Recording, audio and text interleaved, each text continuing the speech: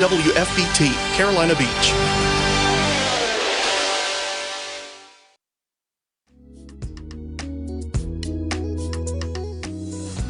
Welcome to Recovering Hope. As the name suggests, we're here to offer you hope in these unparalleled and often troubling times. Recovering Hope started out as a ministry for those suffering from drug addiction and their families. With the onslaught of the Wuhan flu, the subsequent illnesses, exaggerated fears, and death, we are bringing information to potentially prevent and treat this invisible enemy of mankind. In all cases, whether it's regarding drug addiction or the Wuhan flu, do not change any protocols without checking with your doctor.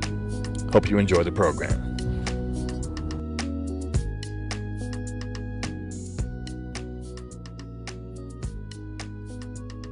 Hey, think we're on?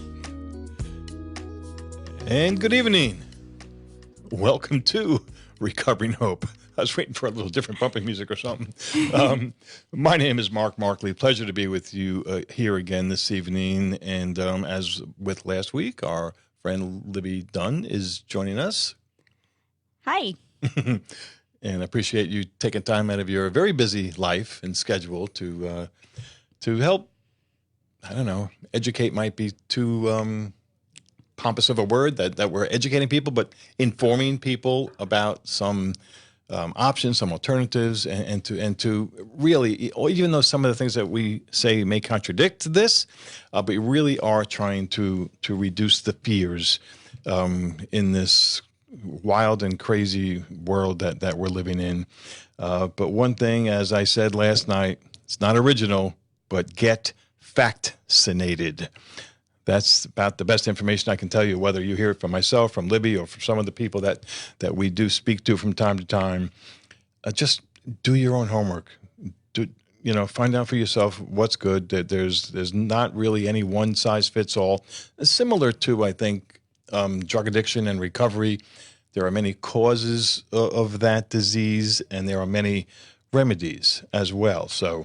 But most importantly, and this is the one thing I think, according to Dr. Tony Maglione, I'm doing this with my hand because I forget that this is on, but that's not Tony Maglione. Treat symptoms early and keep a strong immune system. Those are some of the most important things that you can do. So I'm going to repeat some of what I just said because I forgot I had it written down. But some of the information that we share from time to time will seem contradictory when one of my goals is to reduce the fear that people have. And this is more in regards to the vax stats and perhaps what have been called a type of camp in different places.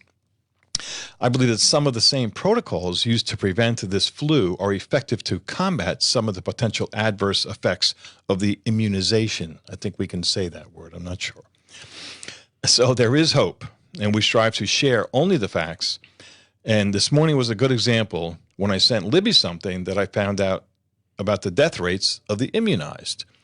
So, Libby, I sent you something I saw this morning. You did some quick work. You're good. You do good research. And it was regarding numbers of deaths for people that have gotten the shot. And it was some rather high numbers. But you did some homework, and you discovered that. And this was people that were on Medicare and Medicaid. So people that are on Medicare are 65 and older. On Medicaid, I don't think that's age sensitive. But you had said the amount of deaths for those people. Why don't you tell, if you remember, what it was that you replied with?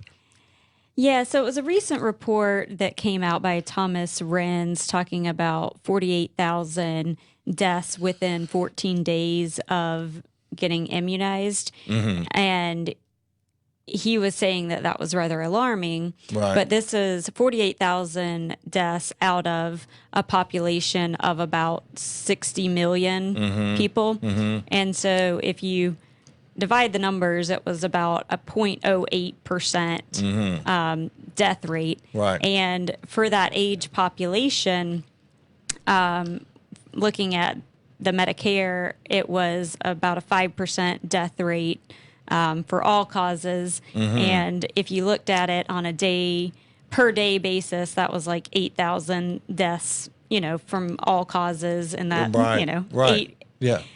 80 range. So any 6-day period would produce a $48,000 or 48,000 death Right, rate. So right. sometimes you have to keep that in mind when we get so focused on death due to Right. a particular cause. Put that in context of what the Yeah. overall death rate is. Yeah. And the point here, folks, is that we're not just trying to find and run with information to try to scare anybody, make anybody more alarmed than they already were. So I really appreciated that work that you did. And but and here comes my but.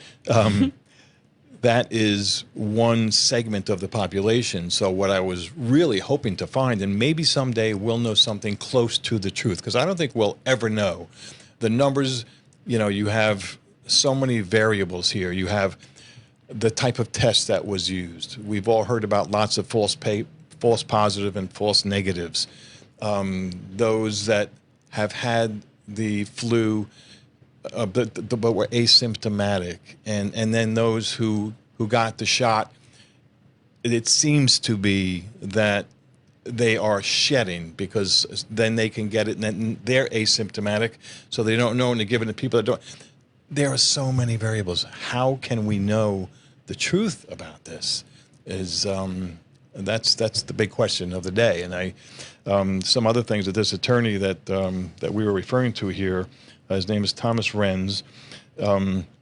He claimed that ivermectin is approved, and we're not talking about the horse paste, folks. Ivermectin is approved, the pill, for human consumption for treatment according to the NIH website. And you just did your quick, instant research, and you don't see that there. Well, ivermectin is approved for certain, to fight parasites. Yes, I know that. But right. it has not been approved by the NIH for the current hot topic. Yeah, there you go. All these other words that we have to use. And is there a date on that, whatever you just saw The there? latest update I looked at today was February of 21. Okay, so that's not very recent. What this attorney was referring to, was just a couple of days ago. But I didn't see the date on the report. He did show slides. He was showing data from the CMS, Center for Medicare and Medicaid something, but I don't think the S stands for something. I think it stands for something else. But again, it's there's so much information out there, and we really do want to know literally what's going on. There was another something that I heard from, it was just, was it last night or the other night on the news? Yeah. How many people think that the Pfizer shot is FDA approved? I think most people believe that that is the case in this country. According to Senator Ron Johnson, on October 4th of this year, Pfizer is not FDA approved in the U.S. And I see her fingers working over there. She's going to find that out. No, It's okay. You can, please fact check me. I love it. They changed the name, so it's like the Comirnaty or something. Okay, I heard that. Is FDA approved, but that is not actually available to anyone in the U.S. to get. Okay. So the one that's currently out there available by Pfizer, although most people say it's, technically the same thing, it's legally a different entity. Okay. And so different formula. Yeah, legally it's not the same as the one that's FDA approved. Interesting. Yeah, but most people think, okay, we have the approval. This is what's out there, but for some reason it's not. And there's another medication, I guess we can call it also, that I believe is being used in India, called the COVAX, and that is more of what other immunizations, how they are developed and how they are administered. Like the flu shot, you're getting part of the flu injected into you, and then your body builds antibodies to it, right? And this CO vax apparently is more like that. So that might be something that would be better. Look, I hope and pray that this is effective, that there are effective treatments. But from everything that I have seen and heard, almost everything I've seen, heard, and read, this isn't working to protect people from the Wuhan flu. And a lot of people that have gotten the shot have gotten sick, maybe more than once. And shortly we're going to be speaking with a nurse. Her name is Cathy Lawley. Unfortunately, I interviewed Cathy once before, and I say unfortunately because she lost a son to a drug poisoning as opposed to an overdose. There is a difference. But she is a nurse. She had COVID. She was in the hospital. And we are going to hear what Cathy has got to say. You know what, TK, could you see if you could get her on now? Thank you. We're going to wait a little bit longer, but I think that was a good time. And this will be some firsthand information. And that's what I'm trying to find. So, if you happen to be listening and you might know of somebody that has an interesting experience that they would like to share, you can reach me at 910-231-6020. You can always go to recoveringhope.org. And you can email me through that information, and all my other information is there. Are you there, Cathy? I am here. Hey, how are you? I'm doing okay. How are you? I'm good. So I think it's been about a month or so since we spoke. You were just getting Ovid. Yeah.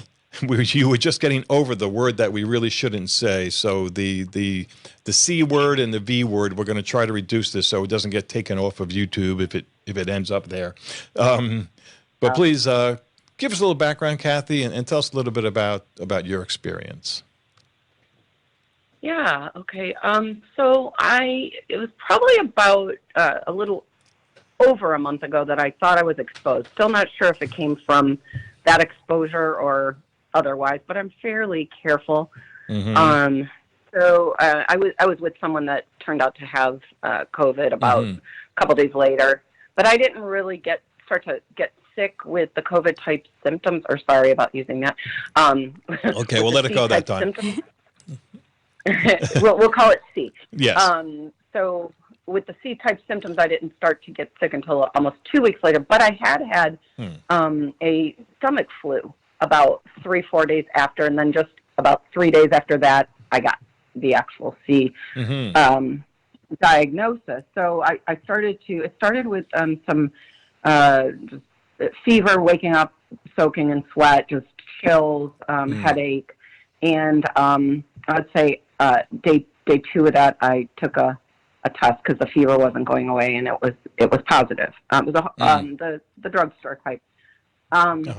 And I had worsening symptoms, but they just kept changing. Every day was different. You'd have it could be the GI symptoms. It could be the respiratory symptoms. I got a little concerned with the sort of. So I'm a nurse, so I had a pulse oximeter that you could buy right in the drugstores, and it wasn't as high as I liked it, and I started to if I did anything on exertion, started to feel short of breath. So I contacted the hospital, or the doctor's office, and they did put me on an antibiotic and some steroids, but and that was probably on day 3 or 4, maybe 5, and then I would say a week in, it got worse, and to the point where I couldn't really get a good pulse ox rate. A normal is like 98, 99, 100, but I was down in the lower 90s, even in the high 80s, and that is not something you want to play with. So I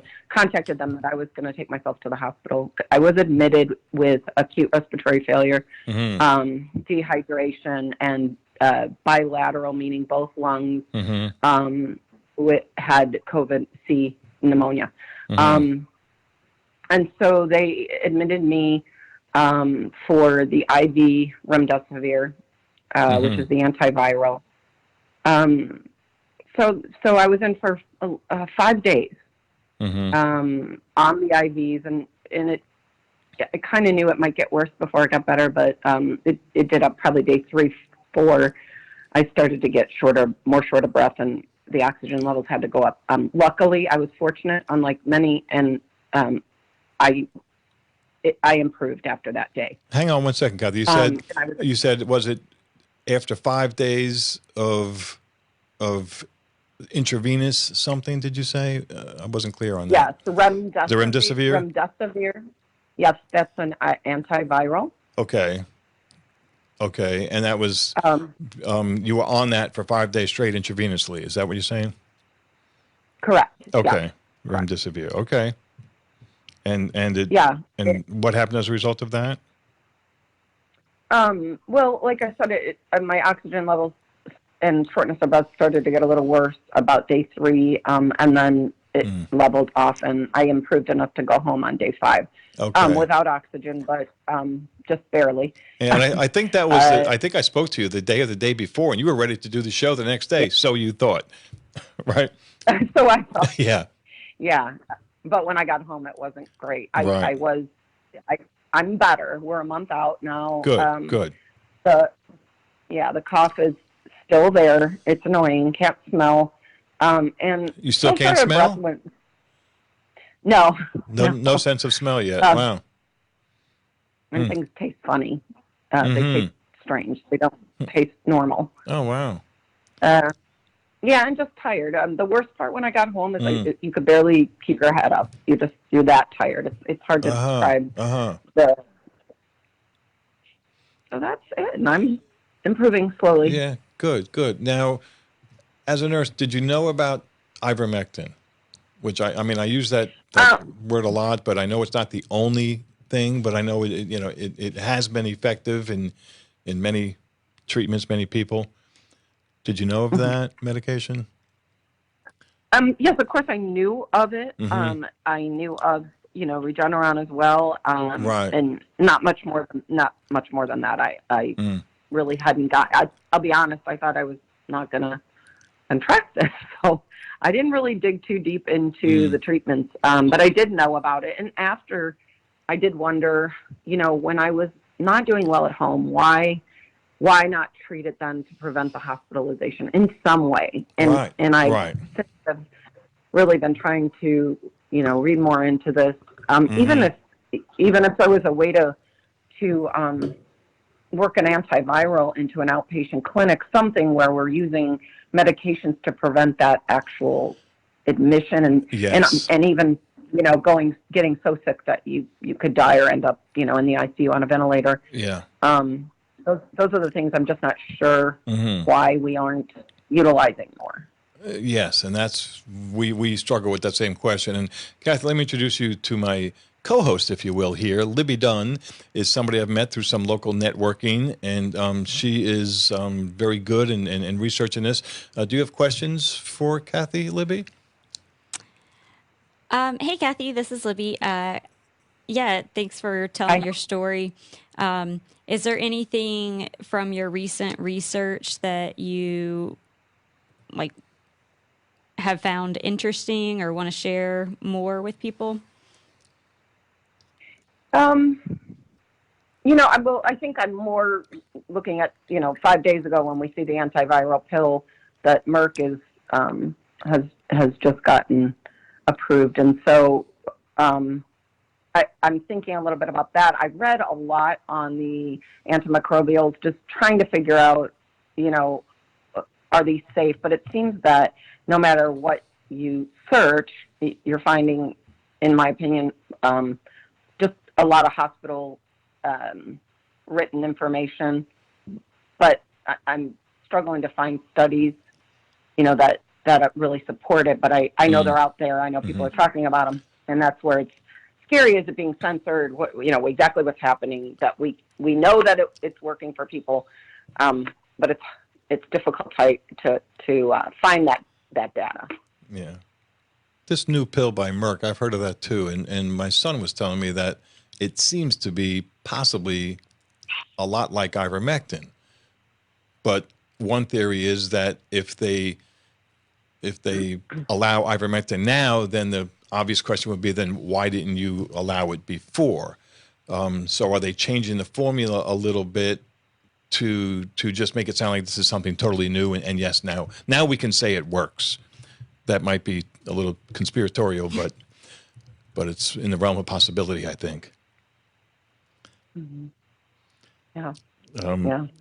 Do you care to share? I think you had told me some of your experiences as a nurse, speaking with some of the other nurses on staff regarding other cases of the Wuhan flu, whether they were given the immunization or not. I do have, or do you care to share any of that? I think we spoke about that. Yeah. Actually, that's probably the most interesting part of it all to me. Mm-hmm.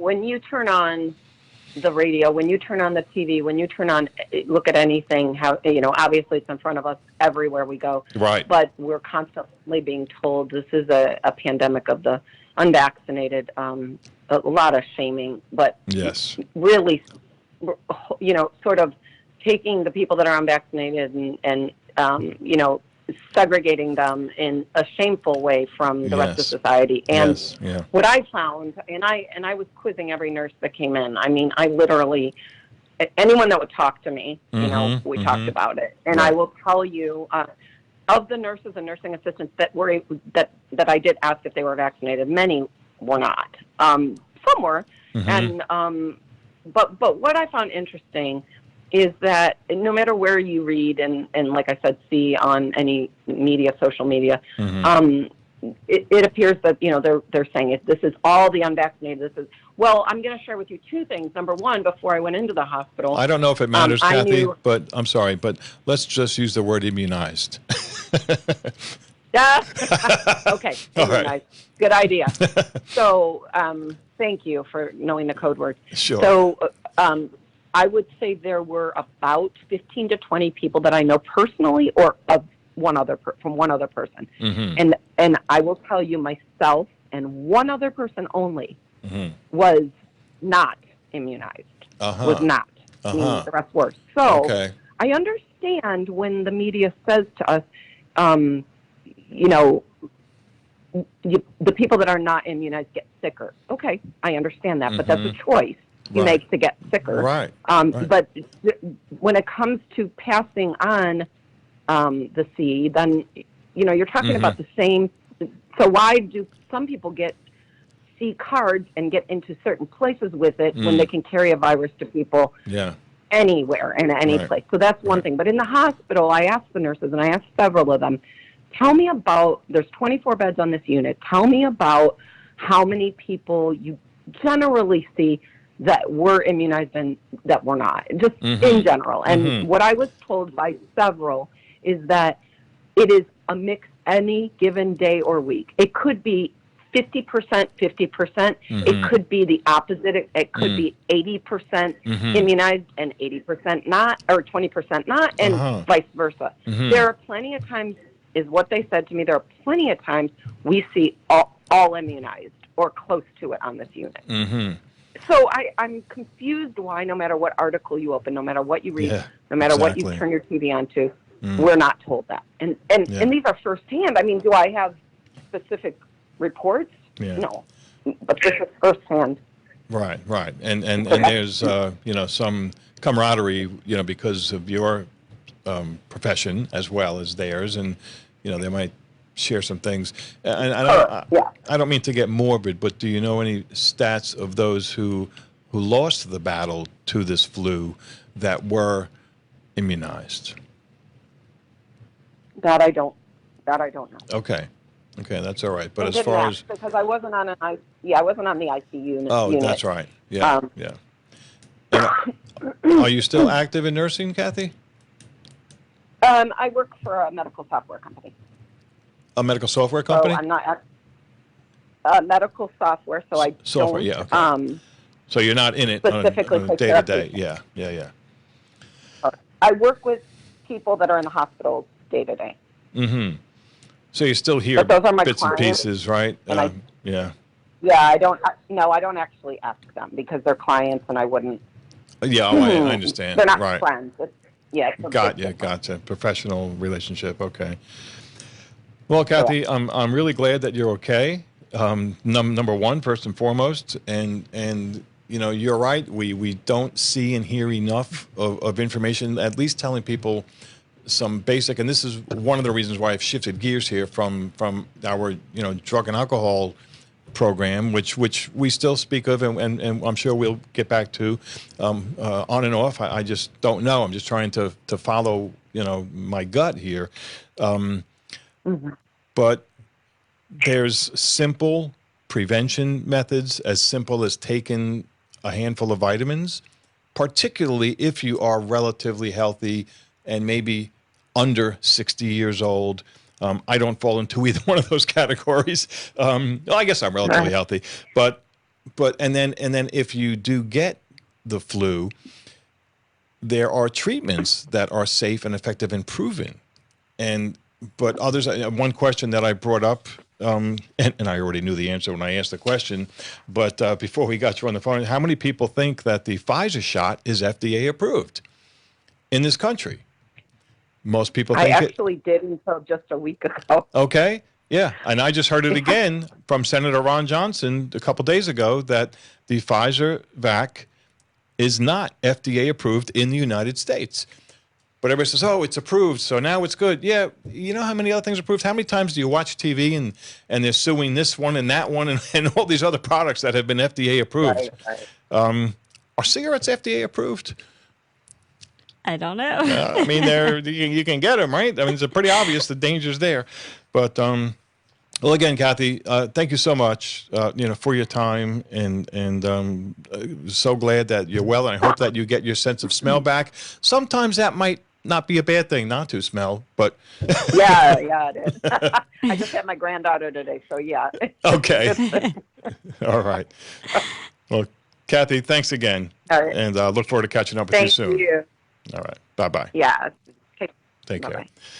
And we're going to take a short break, folks. We'll regroup here, and we come back with my friend Libby Dunn, speaking of prevention treatment for the Wuhan flu.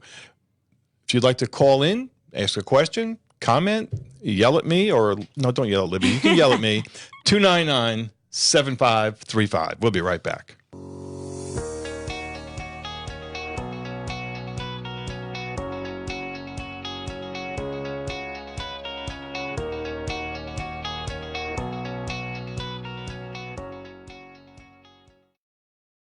New South Business Brokers. Pete DeVita is the owner and founder of New South Business Brokers. I've known Pete for many years, and I've always admired his business skills. His most recent endeavor is business brokerage. He has the expertise and experience to guide you through this challenging process, whether you're looking to buy or sell a business entity. His website, newsouthbusinessbrokers.com, is clean, informative, and to the point, with a lot of helpful information as well as current businesses for sale. Here's a small sampling of what New South Business Brokers can do for you. Working closely as an experienced team, New South Business Brokers applies their collective expertise on behalf of the business owners to strategically plan, effectively market, and efficiently execute the successful sale of their company. So, if you're in the market to buy or sell a business, this is a great time to call or email Pete DeVita, 910-262-2113, or Pete at newsouthbusinessbrokers.com. Constructive Solutions is the name of my construction company. It's called Constructive Solutions because I focus on solving what it is my customers need and want, and there's always a way to get the job done. We're in our 25th year serving our community. We handle all types of home improvements and repairs, literally from your crawl space to your roof, as well as commercial alterations. We're a small, family-owned and operated business. My wife works in the office, and my son Dylan is my right and left-hand man. Combined, we have over 70 years of experience. Dylan and I face every project or challenge that comes our way. I learned my trade from my father, who was a builder until his eyesight failed him. I was showing some employees a picture of my father working on the second-story eaves of his home, and I said, "Can you believe he's 82 and up on a homemade scaffold?" They said, "He's 82? I replied, "Yes, and he's blind. Don't ever tell me it can't be done." So if you want quality professional service for your home or business, give us a call at 910-231-6020 or go to markmarcley.com. If you would like to learn more about Prodigal Recovery or Recovering Hope, or maybe you would like to be a guest on the program, whatever it is, You can also check out a podcast from previous episodes by going to prodigalrecovery.org or give us a call, 910-338-3795.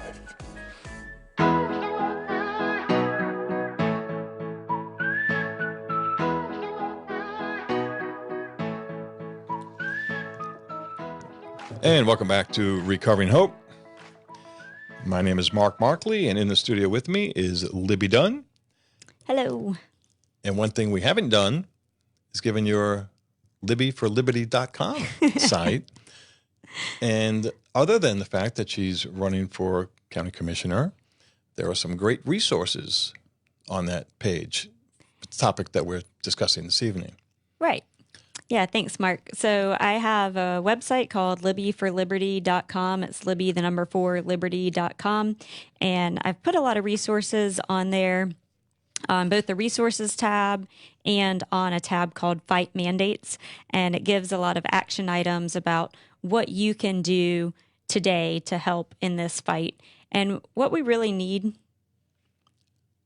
is people to fight in terms of protecting themselves, but also just fighting for freedom of choice. So what we really want is people to be able to make informed consent, whether that is, pro or against, just so we want people on both sides of the issue to, unify in fighting for freedom of choice and informed consent. But there's a lot of resources on the website to tell you where you can go to get medicine, prevention, treatments, and different exemption forms, liability forms, and how you can help local grassroots efforts. Okay, and it is. It's very good and easily navigable, if that is the proper term. If I can do it, you can do it. LibbyForLiberty.com. And we don't. Okay, call if you want to call back. The number, we're opening up the phones here tonight, folks, 299-7535. There are things literally all the time. You send me new information. Our friend Eric Lewandowski sent me something this morning. I forget what that was even about. It's like, oh my gosh. And I'm almost afraid to start looking or reading something, because it's going to, before you know it, it's another hour. And I get my pad out and I'm scribbling notes and like, oh gosh, how can I fit this in? It's kind of overwhelming. But one big question is the effectiveness of the testing that's being done. When this whole thing began, cases were relatively low, but so were the amount of testing. Then they started testing more, and guess what? The amount of cases, it got worse. But it didn't get worse. They were just testing more. And it seems like it's that kind of thing or that kind of logic that things get blown out of proportion. I don't know how accurate it is, but I think we spoke about this last week, and I think you saw the video of a funeral director in England who, he deals directly with dead people. That's his business. And it was right after the immunization was released there that a major increase in his business, so that means a major increase in deaths. And, he speaks directly with the medical examiners, and they know the cause of death. And so I'm not trying to scare people, but it seems like there's a direct relationship between immunizations and it's not decreasing the number of cases. And then, like we said before, that what do they call it? Not shadowing. Lynn's listening. Say, Mark, shedding. It's shedding. Thank you. See, you knew too. Because people, if the immunization is effective in preventing them from getting it, they could be still a carrier, right? So there are just so many things. Something else from VAERS, I can't use the V word, the V Adverse Event Reporting System put in place in 1990. It's a voluntary reporting system that's been estimated to account for only 1% of V injuries. Open VAERS, that's VAERS, is built from the HHS data available for download at VAERS.hhs.gov. The Open VAERS project allows browsing and searching of the reports without the need to compose an advanced search. Okay, these are some of their numbers. Reports of V adverse events in this VAERS report. 15,937 CV, gosh, gotta use codes, reported deaths. 24,960 total reported deaths. So some of them were related to the V, and this is all Vs. This isn't just the C Vs. Boy, this is crazy. And, you know, I was talking to one of my sisters who's a doctor, and this was about 2 months ago, and it sounded like she didn't know of any deaths that were related to the immunization. And then there's other numbers here, 71,036 total CV reported hospitalizations, with 148,000 plus total reported hospitalizations. So that's half of these reported hospitalizations. And look, I know, and I just set it up here before, this VAERS website, anybody can put in a claim. Say, yeah, I got the shot, and this is what happened to me. I don't think it's verified, but they do say only 1% of people report there. Have you seen anything similar to that in your? Yep, I know those you know are the of VAERS. numbers I've seen. Is approximately 1% of all V-related events are reported. Because it takes so long to do, and there's all these warnings that pop up to kind of scare you away from reporting. And it takes about 30 minutes to do from what I've read. And, you know, it tells doctors and nurses that, you know, you're putting your license on the line if you put something in here that's incorrect, which, I mean, you don't want them to put anything in there that's incorrect, but No, you don't. you want to encourage them to report what they're seeing. Right. And when I looked at this a couple of months ago already, you can read the individual symptoms that they experience. This isn't just, you know, a bunch of numbers. I don't think that their names are there, and that would probably not be a good idea. But the exact symptoms that they, you know, the date that they did it, where they, perhaps the name of the city or hospital that they were in. So it's not just, you know, not just a bunch of numbers. So, you know, it's one of the things that we have to go by. And again, this is put out by the Health and Human Services Division, right? Is it also the CDC? Are they involved in VAERS? Do you know? It's the CDC. It is the CDC, not the HHS? Okay, yeah, all these, seems like every government agency has 3 letters. Yeah, so another thing that I have in front of me is the Food and Drug Administration Center for Biology's Evaluation and Research 16th meeting of the Vaccines and Related Biological Products Advisory Committee. And I'll put a link to this on my website as well. But it was really good. It was an 8-hour presentation of scientists and doctors when they were considering whether to make the booster shot available to everyone. And there was a lot of presentations by the FDA that talked about the risk. And so one of the risks, it says that actually, based on the VAERS data, there are 2 excess deaths required to save 1 COVID-C life. It's okay. We've blown it already on this show. and so what that means is, yes, the V may reduce your risk of dying from C, but it increases your risk of dying from other things. And based on the data, they showed that it was 2 times as many. So it was a negative net benefit. And I mean, and that was in the FDA, and the FDA voted against the boosters. They said there wasn't enough evidence to show that it was safe, and we talked about that last time, that the CDC went against the FDA recommendation on that. There was another instance where there was a nursing home. This is also in the FDA slides. So there was a nursing home that had a 99.4% V rate. And within a matter of 4 months, they went down to an 82.9% V rate. And so they were saying that indicated that, 50% of the V patients died and none of the un-V patients died within that period to go down to that. Wow. And then the other concern, particularly for younger kids that they brought up, it said 1 in 317 boys between the age of 16 to 17 will get myocarditis from the V. And after the booster, it could be as high as 1 in 25 for that age group. Wow. Yeah, I think there's a number of people that know people firsthand that have had severe reactions to the shot. And that might be expected, like what is the frequency of that?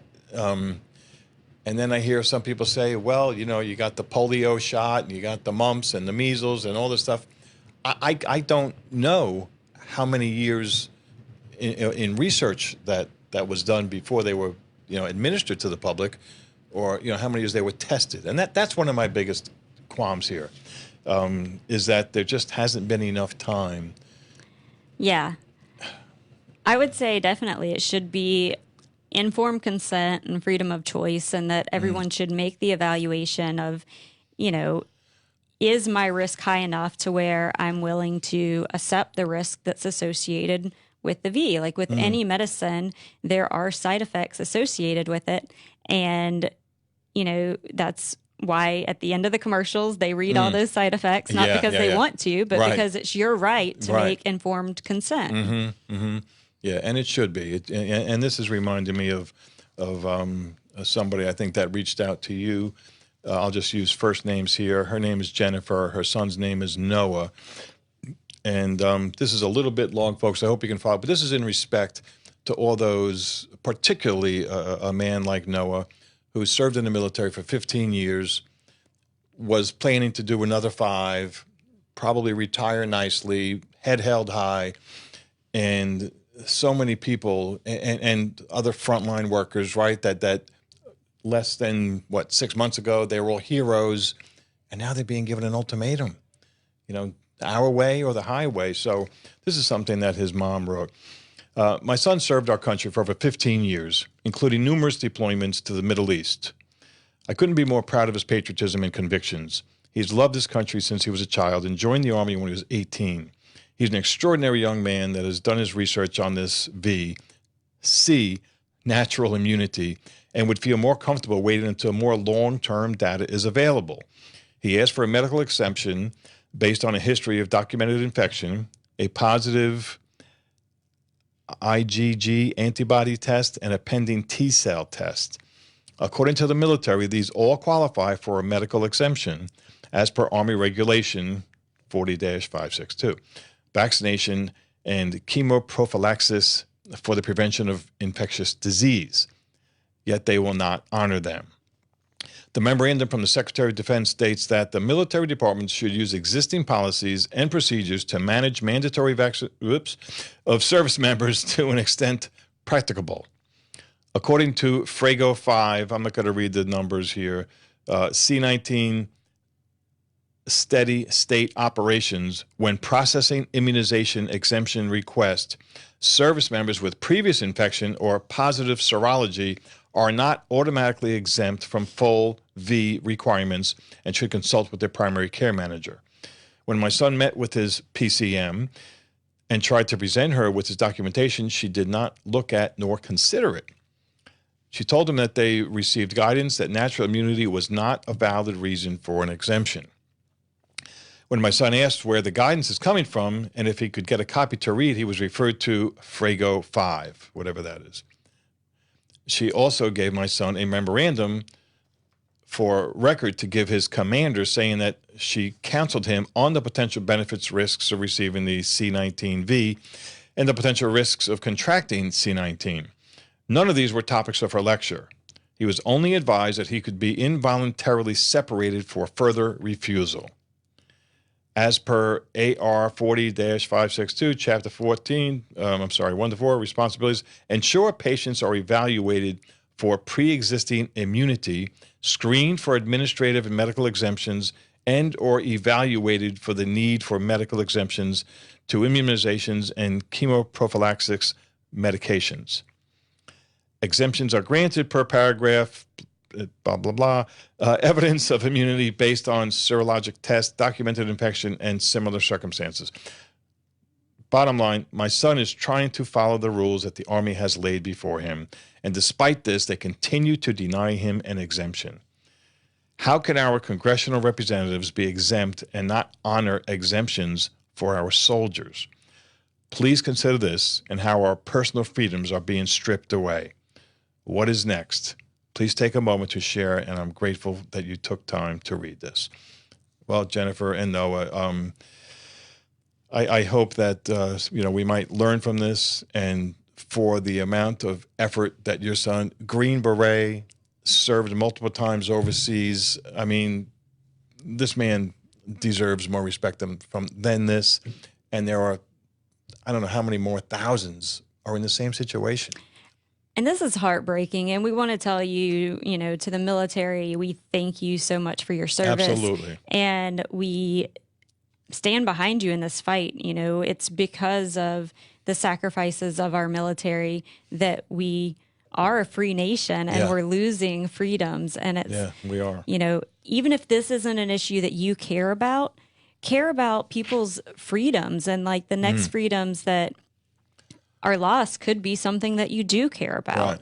Right. Do you really want the government to force you to take birth control or your company? And so we have to take back this power and stand with those who are facing losing their jobs, losing everything after what they've sacrificed for us. And fortunately, there are people standing up. I just heard of a lawsuit today against the DOD on behalf of our military who are declining the V. And you can learn more about that at defendingtherepublic.org. So it was just released today. Defending the Republic filed a lawsuit against the U.S. government, including Secretary of Defense, on behalf of 16 active duty military service members in support of their right to refuse the unconstitutional and unlawful mandate. These service members, which include those with natural immunity, women who wish to become pregnant, or who have medical conditions, face severe punishment, including dishonorable discharge, the loss of their constitutional rights, and potential imprisonment if they do not get these experimental V that they have every right to refuse. And so, again, I encourage all of you to stand in support of our military, our health workers, everyone who is at risk, and give what you can to help support them and their families, or to help support these organizations that are fighting back and, suing and standing up for our rights. Yeah. And there's a lot of that going on. This attorney that I was citing before, he was, his guns were out. I mean, it sounded like he was going to sue everybody. But I don't know how much of the information was correct. And let's see. The data from the Medicare tracking system reveals that 19,400 people less than 80 years old have died within 14 days of receiving the shot. And my question is the shot responsible? And I asked that question because of what you had said, because of the amount of deaths that people, how do you differentiate between the people that had the shot 14 days early, and died? So you would have to do some real digging. I don't even know if that's possible. And then again, he said, in addition, 28,000 some odd people have died that are over the age of 80 within 14 days of receiving the shot. Again, same question. How do you know that was because of the shot? So, these are statistics that that bear a little bit more research, I think. And I think it is like finding a needle in a haystack, and it takes real digging to be able to see those threads. But I do think that there's enough question out there and enough doctors and scientists who are speaking up that, again, the science is not settled, and it really is, we're not going to immunize our way out of this pandemic. There's been multiple countries who are almost fully immunized and are still seeing their cases go through the roof. Yeah. So with that being the case, what is the point in stripping everyone of their jobs and their livelihoods and their ranks if that's not even going to stop this? Yeah. I mean, I can't imagine. Thankfully, my industry in construction and our recovery residents has not really been affected by it. I think, if anything, we've had a busier time at Prodigal Recovery, although we've pretty much remained steady. But my construction business wasn't affected much. When this whole thing started, I did lay one guy off. I laid low a little more. My son and another guy kept working, but I was less and less on the job or going to Home Depot or Lowe's, to get materials. But I can't imagine having a business where somebody else said, no, you've got to close.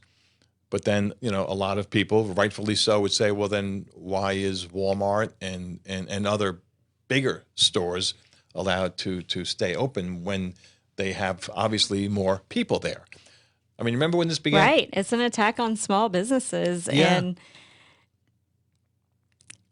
And this is America. Yeah, they can tell you, no, you can't go. And, gathering together, churches, we're still doing church online. I love my church. I love the praise and worship, and you just can't get that sitting in your living room. But I'm still reluctant to go there, even if I was to mask up. I just don't think that, again, for my age and my current situation, it's unwise to go into large groups, perhaps until we know more.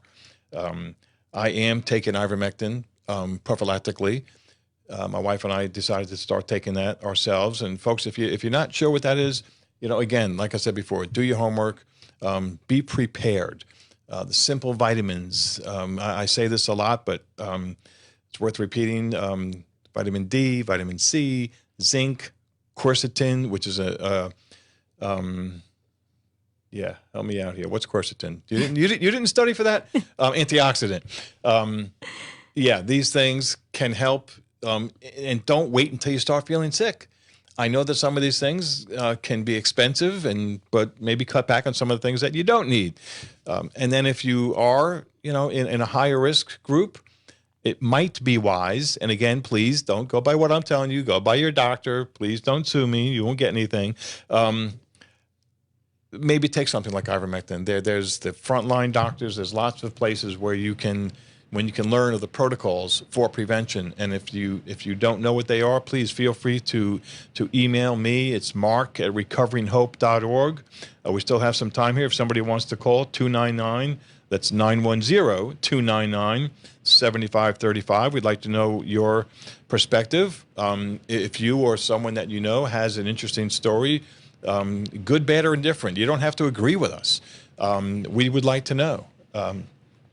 Because, again, we're just here to try to save, diminish, minimize the fear, even though some of the things that we said might have you concerned. I mean, if you have gotten the shot, I think that I have read that by using some of the protocols for prevention will be beneficial to you. Have you heard any of that, Libby? Yep, that's correct. There's different protocols that they recommend to help just build your own immune system. I think we have a call. Is there a call there? I'm sorry. I need a little button or something to buzz me. Hello, caller, you there? Yes. Hi. Hello? Yes, how can we help you? I just wanted to call in to say that I have a friend who is a nurse out in Arizona and has been sent around the world as far as in virology and so forth. She was in New York during the time of the outbreak and everything that was going on. She took a look at this virus and she said, why are they making such a big deal about this crown? She said, these are two hepatitis A, B, and C, and TB that have been put together. Since we know the lab overseas was directly tied into Rand Paul, which Rand Paul has exposed the 900 emails of the director. And this was what she recommended to her family, was go get your hepatitis A, B, and C and your TB shot. And she says if you look at the pregnant women, that's something that they give them automatically during their term. And she said it hasn't been, you'll notice, you should do some work on those statistics. But that was her insight, and that's what she shared. So take the hepatitis C, and what was the other? It's hepatitis A, B, and C. Oh. And TB. Okay. To get those were immunizations. The two right. Those were the two that they, I guess, spliced together in this at the lab. Interesting. And if this protocol is followed, then the results are that they don't get the flu, the Wuhan flu. That's what she told all of her family to do. She said, if you get, and she said that's something that they give to pregnant women all the time when they're exiting the hospital, and she said you should check those statistics. Yeah, interesting. It's the first time I've heard that. Well, thank you very much for your call. Appreciate that. Yeah. Okay. Yeah. Thank you. Have a good evening. You too. Yeah, that's interesting. Have you ever heard of that? I have not. Something else for us to research. Yeah. Well, that is good. And look, folks, again, I don't want to beat a dying dog over here, but the important message here is just trying to share some alternatives and to reduce the fear and get the facts. And we will probably be continuing to do this for, I'm not sure how much longer, but there is new information all the time, it seems like. So we would still, very much appreciate if you or someone that would like to share some of that information. You can call me directly, 910-231-6020. You can always contact Libby at Liberty.com. And we have a couple of minutes, I think. What do we got? 2K? 2K. TK. Share a little bit more about your goals and aspirations and what's on your website and why you're doing it. All right. Well, I am an engineer at Corning, and I have been in Wilmington for about 10 years, and I love Wilmington, and I love people, and I love God. And so ultimately, I'm here to fight for freedom and to fight for unity and diversity, and hopefully bring some healing to people. So. Yeah, we can certainly use that. And that's kind of, I think we opened up the show last week with that. There's enough disunity. There's enough, I'd like to say it, but we are still the United States of America. And there's, of course, a lot of very good, well-meaning people, but we're kind of falling apart here, it seems. And so, we don't want to do anything to make that worse. We would like to heal and make that better and come together. Yeah, and we have to remember that to disagree with someone is not to hate them, and that's right. That we're all more alike than we are different. So even if you and I are completely on opposite sides of views of this particular issue, I still love you, and we can still be friends, and we can still work together to, help make Wilmington the best that it can be. There you go. Very well said. And I think I quoted, though, I didn't sing it because I know I can't sing, but that one is a Christian song, "We all bleed the same." So why, and I forget the other line, you might know it, "We all bleed the same." But anyway, we're all human, and we are here to help. So thank you for tuning in. And Libby, thank you again for your time. And until next week, you have a great night, and God bless. Thanks.